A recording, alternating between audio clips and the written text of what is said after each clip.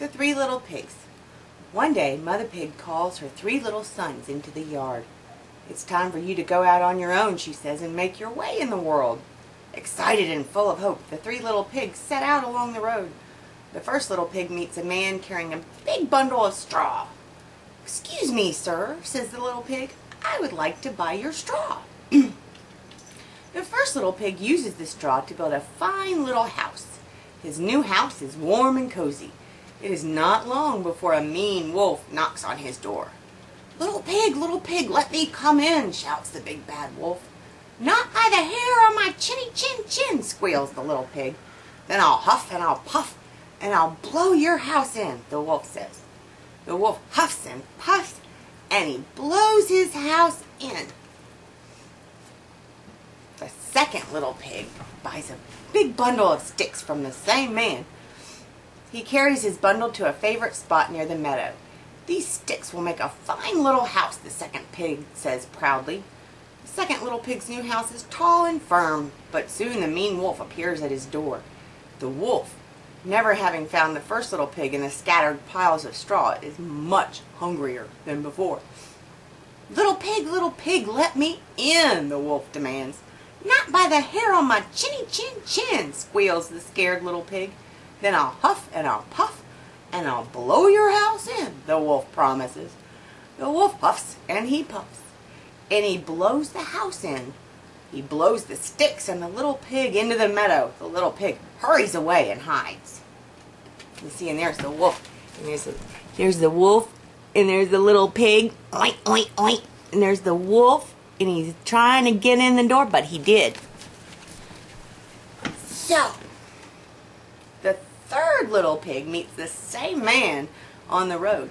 The man sells him a big load of bricks. The third little pig picks a nice spot for his new home. He builds his house beside the farmer's turnip field. "These bricks will make a fine little house," says the third little pig proudly. The third little pig's new house is strong and sturdy. Soon the hungry wolf pounds on his door.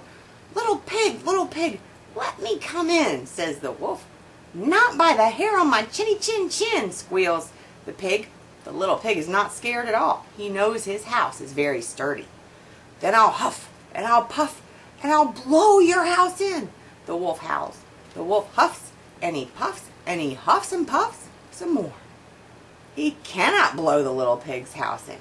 The wolf is very angry. "I must have this little pig for breakfast," the wolf whispers to himself. "I will think of a good plan and trick him." The wolf thinks and thinks and thinks. Finally he says through the door, "Little pig, I know where you can find enough apples to last you through the winter." "Where?" asks the third little pig. "In Granny Smith's orchard," the wolf answers. "We can go together at 7 o'clock tomorrow morning." And look, there he is. He's trying to blow in the brick house. He's blowing, and the little pig says, "No, you can't get in." So, the little pig is very smart. He knows the wolf is up to no good. The next morning, the little pig gets up before the sun rises and makes his way to Granny Smith's orchard. The little pig spends all morning picking apples that will last him all winter long. When the wolf finally arrives, the little pig is sitting safely on a branch in the tallest apple tree in the orchard. "I went to your house, little pig," the wolf says, "but you had already left." "I've been busy picking apples for us since early this morning," says the pig. Then the pig gets a clever idea.